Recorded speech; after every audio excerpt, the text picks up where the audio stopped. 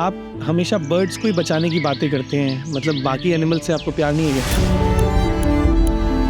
कि जो शहर से बर्ड्स गायब हो गई हैं, इसके पीछे का मेन रीज़न क्या है? अनुज, उसके पीछे का सबसे बड़ा रीज़न ये है कि हमने अपना दिल बंद कर दिया। अच्छा, और हमारी आंखें भी बंद हो गई उनको देखने के लिए। अब आपको कभी भी कोई पक्षी किसी मनुष्य के पास आता हुआ दिखाई नहीं देगा। और पक्षी की सबसे बड़ी खासियत ये होती है कि वो आदमी की निगाह से पहचान लेता है ये मुझे नुकसान करेगा या फ़ायदा देगा। आज के एपिसोड में हमारे गेस्ट हैं मिस्टर राकेश खत्री, जो कि नेस्टमैन ऑफ इंडिया के नाम से भी जाने जाते हैं। मिस्टर खत्री को बचपन से ही बर्ड से बड़ा लगाव था और जैसे जैसे शहरों में बर्ड्स की संख्या कम होती जा रही थी, उन्हें बहुत बुरा लग रहा था।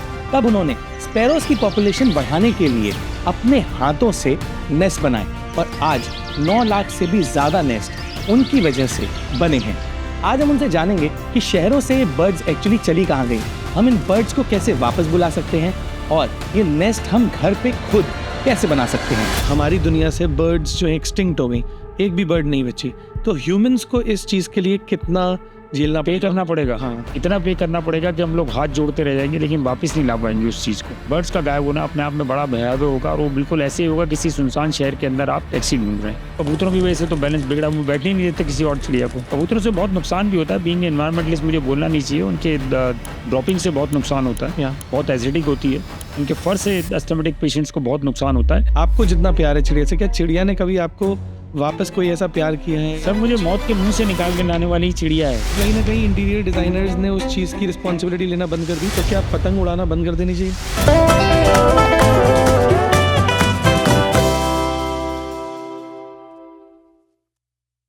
सो sir, welcome to green room by एम्बूडो। थैंक यू हमारे पॉडकास्ट पे आने के लिए। आज हम बर्ड्स के बारे में डिटेल में बात करेंगे। तो मुझे आप बताइए कि सर, मतलब ये जो शहर से बर्ड्स गायब हो गई हैं, इसके पीछे का मेन रीज़न क्या है? अनुज, उसके पीछे का सबसे बड़ा रीज़न ये है कि तो हमने अपना दिल बंद कर लिया। अच्छा। और हमारी आंखें भी बंद हो गई उनको देखने के लिए। हाँ। हम अपने काम में और अपने फ़ोन में इतना मशगूल रहते हैं कि हमें ये पता ही नहीं लगता हमारे आसपास का नेचर अब कैसा है। सेकंड सबसे बड़ा कारण ये हुआ कि लोगों ने अब वो नेटिव ट्रीज़ लगाने बंद कर दिए। अब वो ऑर्नामेंटल ट्रीज़ ज़्यादा लगाते हैं कि जल्दी से बढ़ जाए और जल्दी से खूबसूरती बढ़ जाए। प्लस पहले क्या होता था, वो पक्षी और मनुष्य का ना एक बहुत आपसी सामंजस्य से बहुत अच्छा था, मतलब उनका मेल इतना अच्छा था कि वो पक्षी बिल्कुल नज़दीक तक आ जाते थे। अब आपको कभी भी कोई पक्षी किसी मनुष्य के पास आता हुआ दिखाई नहीं देगा। और पक्षी की सबसे बड़ी खासियत ये होती है कि वो आदमी की निगाह से पहचान लेता है ये मुझे नुकसान करेगा या फ़ायदा देगा। तो वो सारी चीज़ें देखते उनकी फूड चेन हमने ख़त्म कर दी। उनके घर में आके जो रहते थे, अपने घोंसले बनाते थे। बहुत शुभ माना जाता था किसी चिड़िया का आपके घर में घोंसला बनाना, बहुत बड़ी बात होती थी। अब वो बनाने की जगह ही नहीं रहती, उन्होंने जगह ही नहीं छोड़ी। सबसे बड़ी बात और क्या करी उन्होंने कि वो पंखे के अंदर जो कप में घर बनाया करती थी, वो पंखे का कप ही ख़त्म हो गया। अब बड़े डिज़ाइनर पंखे आ गए जिसमें लाइटें भी लगी हैं, तो चिड़िया कहाँ आएगी उसके अंदर। तो हटाया तो हमने उनको दूर है, वो थोड़ी ना हटे हमसे कोई। वो तो हमारे अब भी नज़दीक आना चाहते हैं, हम उनको आने ही नहीं देते। हमें लगता है वो गंदगी फैला देंगे, हमें लगता है वो कहीं ऐसा ना हो हमारी जगह जहाँ बैठते हैं वहाँ ख़राब कर देंगे। जब इतनी बड़ी बड़ी कंपनियाँ उनको हटाने के लिए इतनी सारी चीज़ें ले आई कि आप अपने स्कूटर पे, कार पे कांटेदार तार लगा दीजिए, AC पे लगा दीजिए, घर में चिड़िया नहीं आएगी, ये आवाज़ लगा दीजिए, ये वाले पौधे लगाइए तो इससे पक्षी भाग जाएंगे।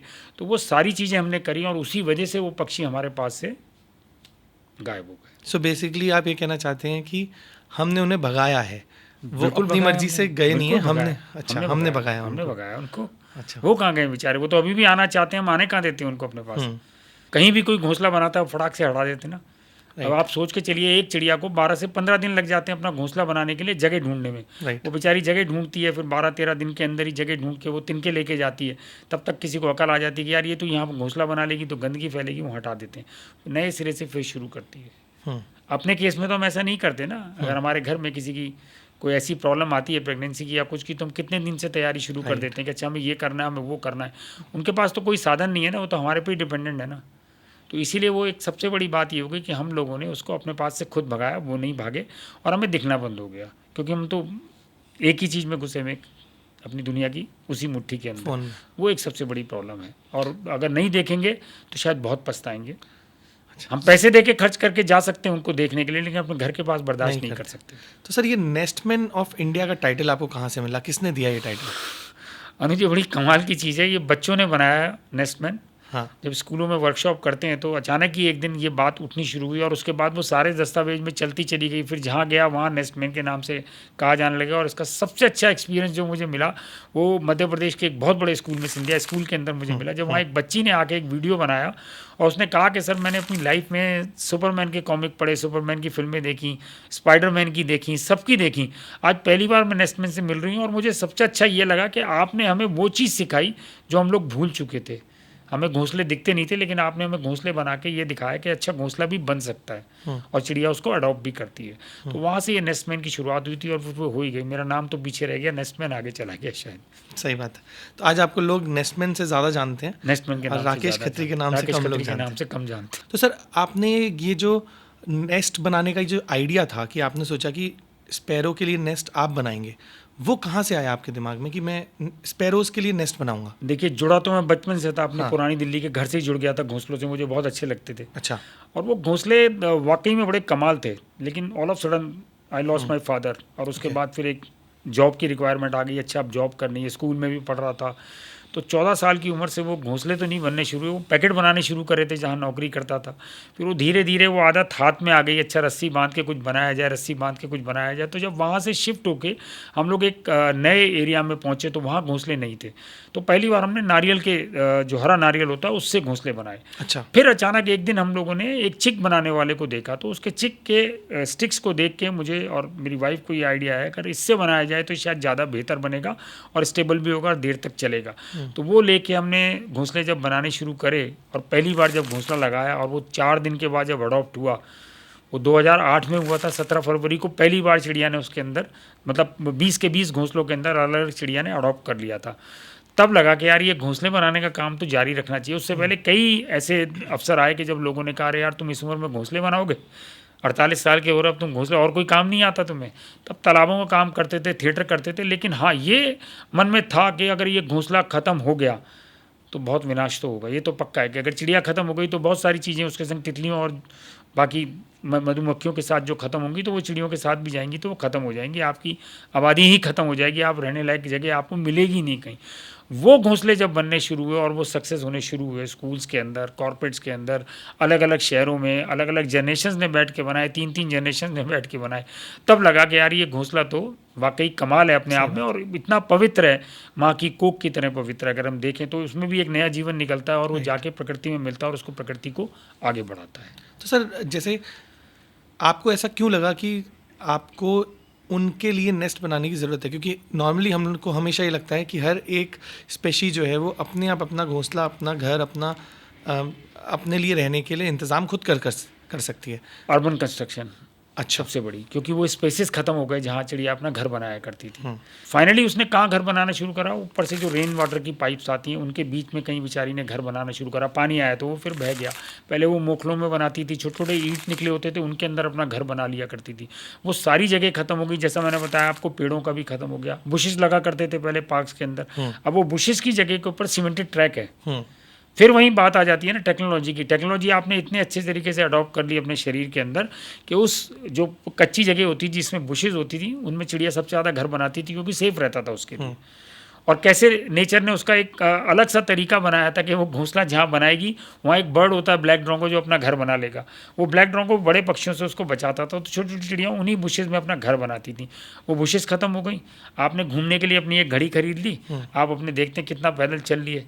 आपको ये तो लगता नहीं कि आप कितना चल रहे हैं, बस आप घड़ी देख लेते हैं कि 10,000 कदम आज पूरे हो गए। सर मेरी तो कैलोरीज बर्न हो गई, मैं फिट हो गया बिल्कुल।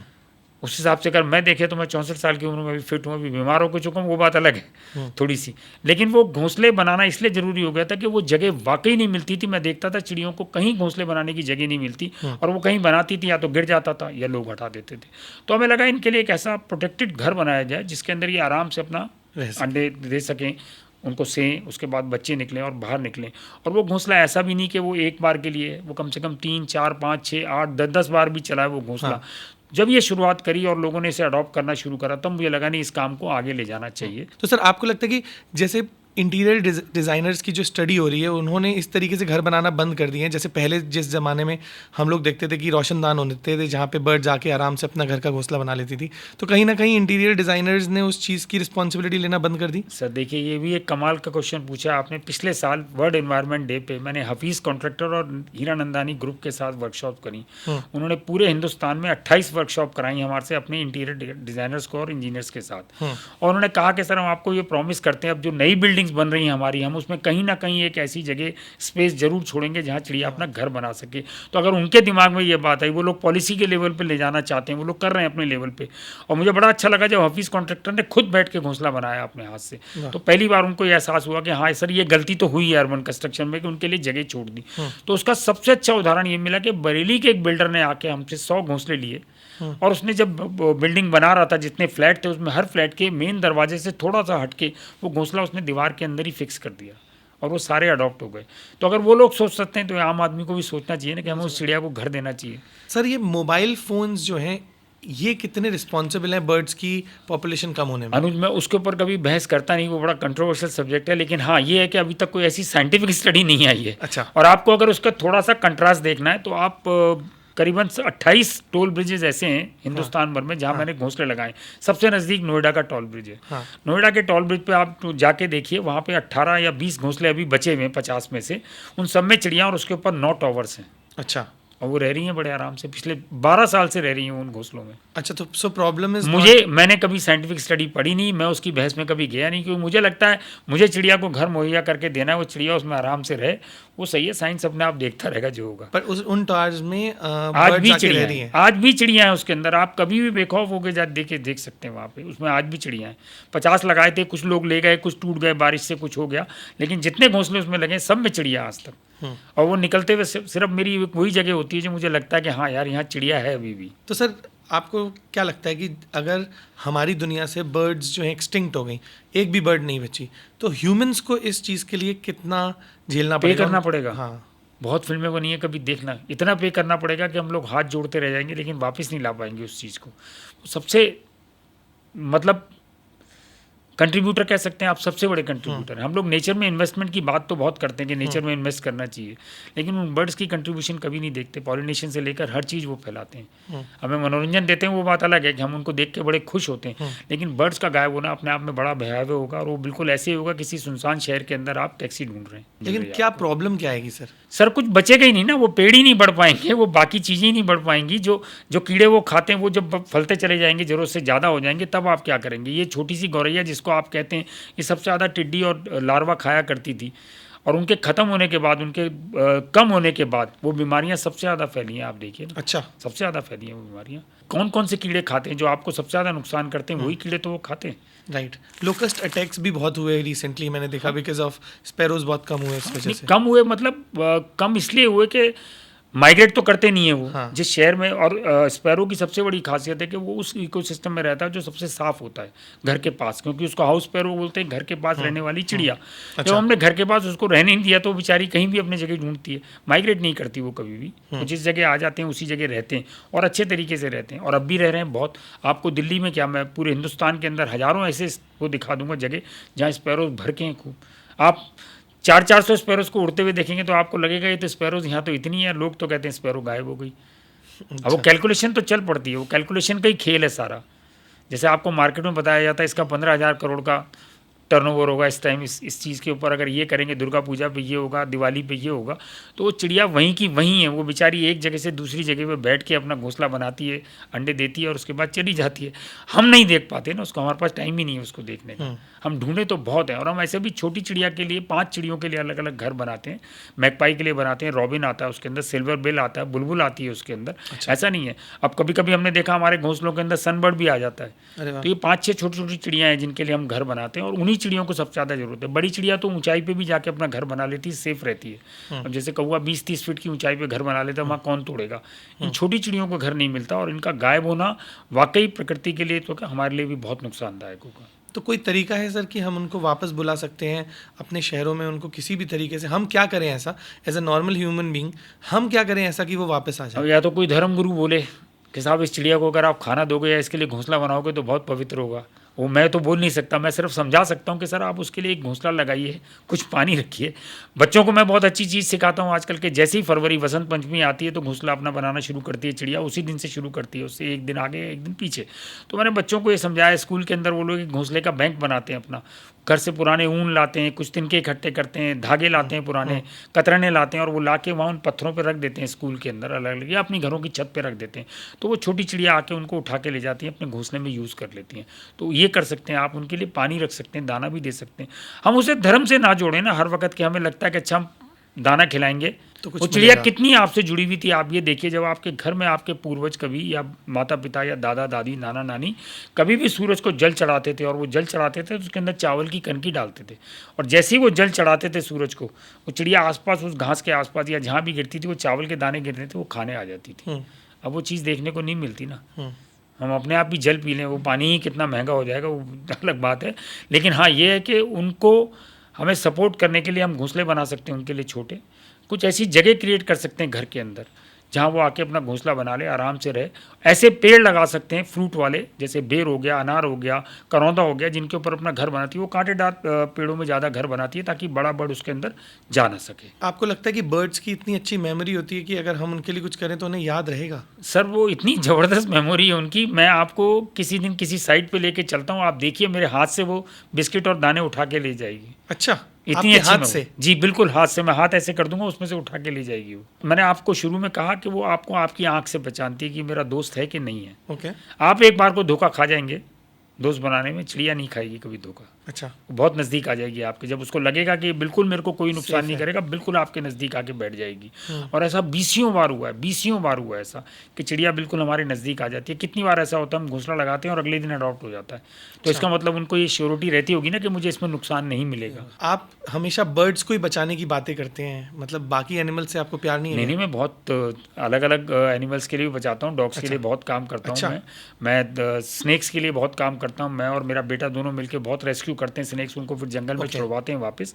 ऐसा नहीं है, पर बर्ड्स का ये है कि मुझे लगता है उन बर्ड्स के संग में शुरू से जुड़ा हुआ था, तो उनके लिए ज़्यादा काम करता हूँ। अब वो नेस्टमैन बन गया, बाकियों के नेस्ट नहीं होते, बर्ड्स के नेस्ट होते हैं, इसलिए नेस्टमैन लगाते हो। अच्छा, नेस्ट के ऊपर ही काम कर लो। और वो काम इसलिए भी अच्छा है कि उनके लिए कोई कुछ कर नहीं पाता। कुछ करता नहीं कोई, दाना डाल देना ही सिर्फ एक वो नहीं है, उनके लिए घर मुहैया करना बहुत मुश्किल है। और हम करीबन 40 किस्म के घोंसले अलग अलग किस्म के बनाते हैं जो उनके हिसाब से बनते हैं, उसी में रहते हैं, कस्टमाइज हैं उसके लिए। लोग आज भी कहते हैं कि अच्छा आप उनको आलसी बना रहे हैं, उनका बेसिक इंस्टिंक्ट जो बनाने का था वो ख़त्म करते जा रहे हैं। पर ऐसा नहीं है ना, ख़त्म तो हमने ही करा है, हमने जगह नहीं छोड़ी। सबसे बड़ी बात वो जगह अगर उनको मिल जाती तो वो घोंसला बनाते, आराम से रहते। तो मुझे लगता है उनके लिए बनाना ज़्यादा ज़रूरी है, क्योंकि वो ज़रूरतमंद हैं। पर on the other hand sir, हम ये भी देख रहे हैं कि शहरों में कबूतरों की संख्या बहुत बढ़ती जा रही है, और दूसरी तरफ हम इन बर्ड्स को वापस बुला रहे हैं। तो ये बैलेंस, इम्बैलेंस कैसे क्रिएट हुआ है? बन ही नहीं पाएगा ना सर, कबूतरों की वजह से तो बैलेंस बिगड़ा। वो बैठने नहीं देते किसी और चिड़िया को। अच्छा। कबूतर कौवे तक को नहीं बैठने देता जहाँ दाना खाते हैं। अच्छा, ओके। और दाना क्यों डाला जाता है उनको? वो भूखे तो है नहीं। किसी कबूतर की आपने सेहत खराब देखी कभी? इसलिए नहीं होगी। कबूतरों से बहुत नुकसान भी होता है। बीइंग एनवायरमेंटलिस्ट मुझे बोलना नहीं चाहिए, उनके ड्रॉपिंग से बहुत नुकसान होता है, बहुत एसिडिक होती है, उनके फर से एस्थमेटिक पेशेंट्स को बहुत नुकसान होता है। लेकिन क्योंकि हमने अपने मन में ये ठान लिया कि नहीं, अच्छा आपको किसी धर्म गुरु ने बोल दिया या किसी धर्म वाले ने बोल दिया आप 40 दिन इसको दाना खिलाओ, आपका ये बदल जाएगा, तो वो नहीं हो सकता। या तो मैं बाबा का चोला पहनूँ और उनको ये कहानियाँ सुनाऊँ कि अच्छा आप ऐसा कर लो, ये आप करोगे तो ये हो जाएगा, वो नहीं हो सकता। और कबूतरों से ही नुकसान सबसे ज़्यादा हुआ है उनको, चिड़ियों। छोटी चिड़िया कभी नहीं बैठेगी जब कबूतर होगा, तो कभी नहीं आ पाएगी वहाँ, नज़दीक आने नहीं देगा वो उसको। कबूतरों की जो संख्या इतनी ज़्यादा बढ़ गई है, इसमें कहीं ना कहीं हमारा हाथ है। बहुत बड़ा हाथ है सर, मैं कह रहा हूँ ना, आप उसको इतना खाना खिलाते हैं जितना वो खाने के लायक ही नहीं है। अच्छा। ज़रूरत से ज़्यादा खाना खिलाते हैं। तो आप ये कह रहे हैं कि कबूतरों नहीं खिलाइए सर, हर एक की अपनी श्रद्धा है, खिलाइए बिल्कुल, मुझे उसमें कोई वो आपत्ति नहीं है।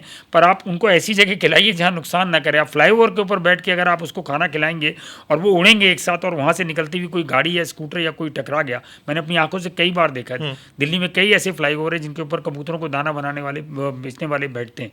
जब वो फेंकते हैं दाना, उसके बाद वो कबूतर उड़ते हैं तो वो नीचे की तरफ उड़ते हैं, वो बहुत ऊंचाई पे नहीं जाते ना, नीचे उड़ते हैं। तो वो भी तो एक बहुत बड़ी बात है सर। आप जैसे नेस्ट बना रहे हैं और इतने सालों से बना रहे हैं, आपने बहुत सारी बर्ड्स के साथ उनको घर दिया है, बहुत सारे स्नेक्स को आपने रेस्क्यू किया है।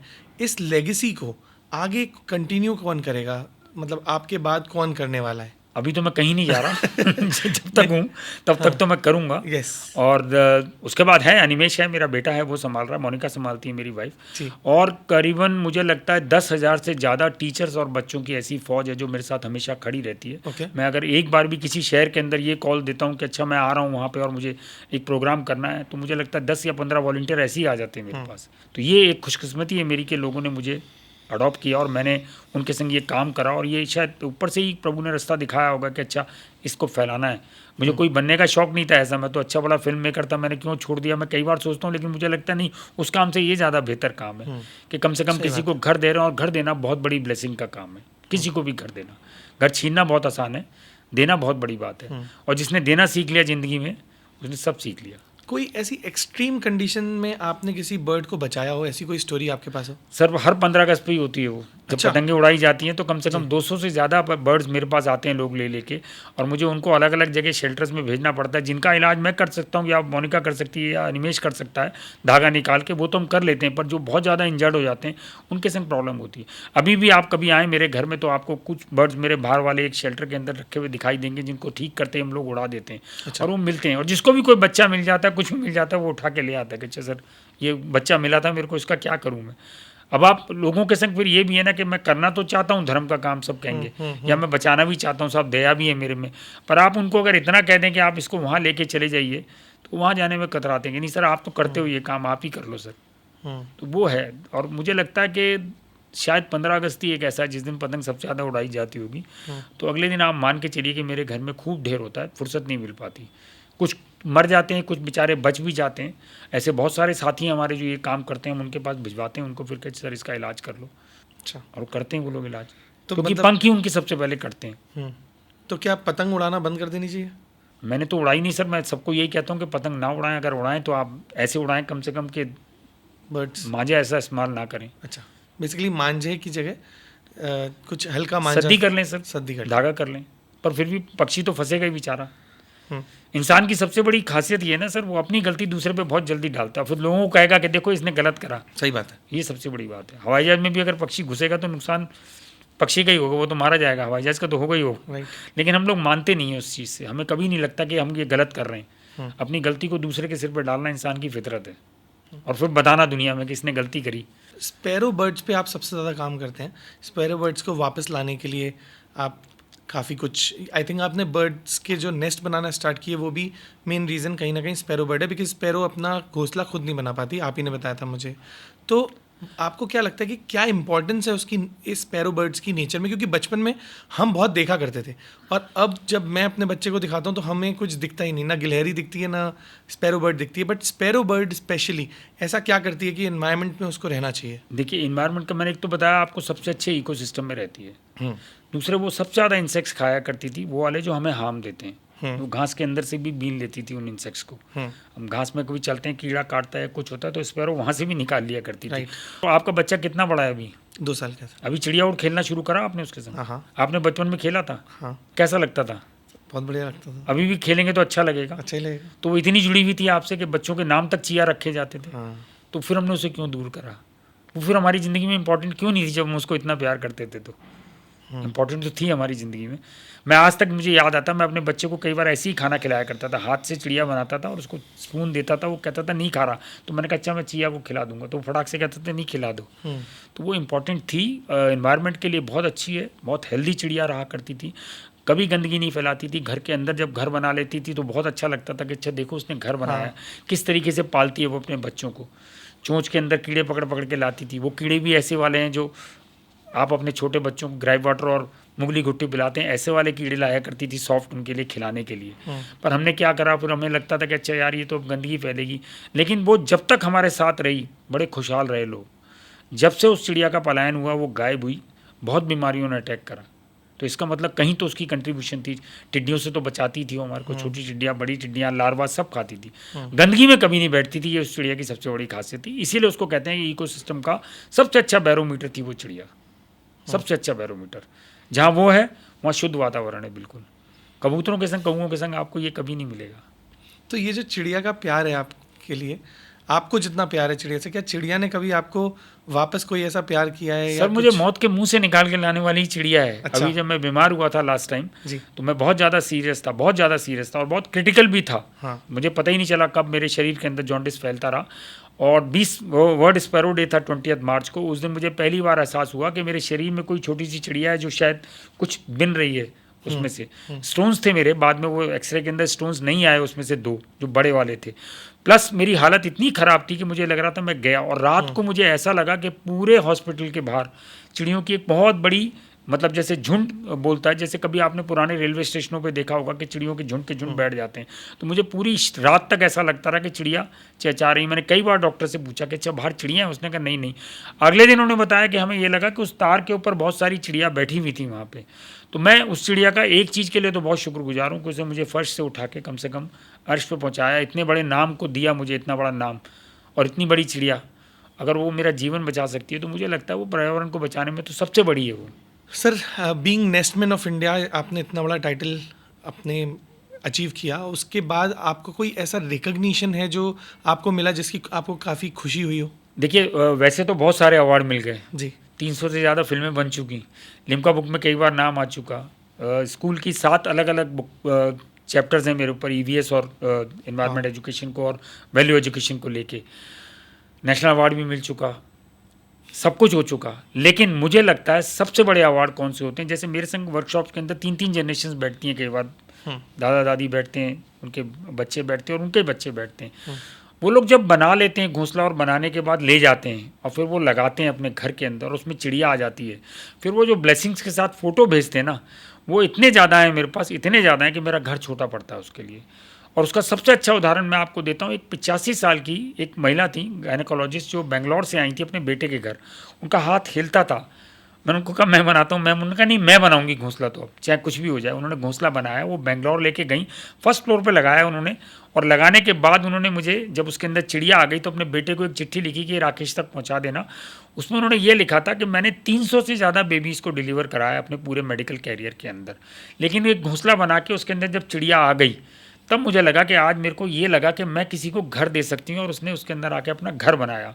यही इंसिडेंट बिल्कुल सेम हुआ जब गार्डियन अखबार ने एक आर्टिकल छापा, फ़ोटो फीचर 5 फ़ोटो का, और वो जब छप गया उसके बाद मुझे अनुज जी कम से कम 1600 से ज़्यादा मेल मिली हैं पूरे वर्ल्ड ओवर से, और जिसमें टीचर्स की और ग्रैंड पेरेंट्स की सबसे ज़्यादा मेल है कि आप अगर यहाँ आ जाएं तो हम आपको सारा खर्चा देंगे, आप यहाँ आके हमारे बच्चे को सिखाइए कि नेस्ट कैसे बनता है, क्योंकि इन लोगों ने कभी नेस्ट देखा ही नहीं और उनको कभी फुर्सत ही नहीं नेस्ट की कि हम नेस्ट देख सकें। तो मुझे लगता है लोगों का जुड़ाव ये वाला जो है ना, यही मुझे ज़िंदा रखे हुए और यही मुझे इस उम्र में खड़ा करके रखे हुए कि मैं ये काम करता रहूँ। और शायद ये ब्लेसिंग बहुत कम लोगों को मिल पाती है। खुदा की तो मिली होगी, उन चिड़ियों की तो मिली, चिड़िया तो वसीला बनी कि मैं उनके और खुदा के बीच में आया और मैं वसीला बना और उन्होंने ये मुकद्दस काम मुझे दिया कि अच्छा मैं इस काम को करूं।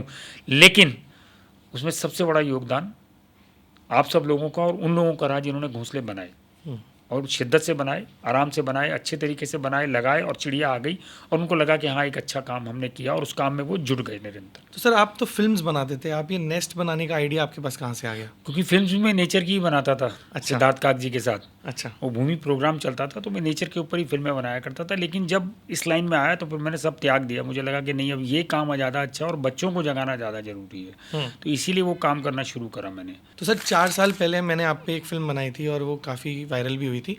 उस समय आपने बताया था कि आपने कुछ 2 लाख नेस्ट बनाए हैं। 2 लाख से थोड़े से ज़्यादा, थोड़े से ज़्यादा।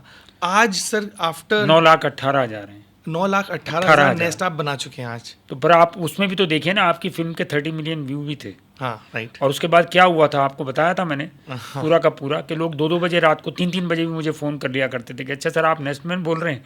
तो उनको ये भी लगता था कि अच्छा आप ही उठा लेते हो फ़ोन। तो उन्होंने बताया कि अच्छा अनुज रमित्री ने जो फिल्म बनाई थी उसके बाद ये इम्पैक्ट आया मेरी लाइफ के अंदर कि लोगों ने जानना तो शुरू करा, लेकिन लोगों ने बुलाना बहुत शुरू करा मुझे उसके बाद कि अच्छा आप हमारे यहाँ आके करिए। तो उस फिल्म का इफेक्ट था। और वो फिल्म मुझे लगता है शायद मैंने सबसे ज़्यादा स्कूलों में दिखाई होगी वो फिल्म। अच्छा। सबसे ज़्यादा। फिर आपने सेकंड पार्ट बनाया जिसमें घोंसला बनाने का तरीका था। Yes. तो अब भी मेरे पास जो मेल आती है मैं आपको कई बार फॉरवर्ड करूँगा कि उसमें यही लिखा होता है कि सर हमने वो वाली फिल्म देखी थी, उसके बाद ये जो मटेरियल है ये कहाँ से मिलेगा। हाँ। तो वो मटेरियल ही अभी तक जो है और वो फिल्म, वो दोनों अभी तक मेरी लाइफ के अंदर एक बहुत अच्छा रिदम बनाए हुए हैं कि मुझे लोग उसी से जानते हैं और उसी से समझते हैं कि अच्छा उस फिल्म के अंदर हमने देखा इन्होंने घोंसला कैसे बनाया था, तब तो नहीं पता चला। फिर दूसरी फिल्म के अंदर उन्होंने देखा कि अच्छा मटेरियल क्या यूज़ करते हैं। और आप यकीन माने कि उसके बाद मुझे एक स्कूल ने बताया कि उन्होंने 70,000 प्लास्टिक के डिब्बे से घोंसले बनाए टोटल, अच्छा, जो उन्होंने पूरे शहर के अंदर बांटे। वो आपकी फिल्म का ही कमाल था। Thank you so much sir.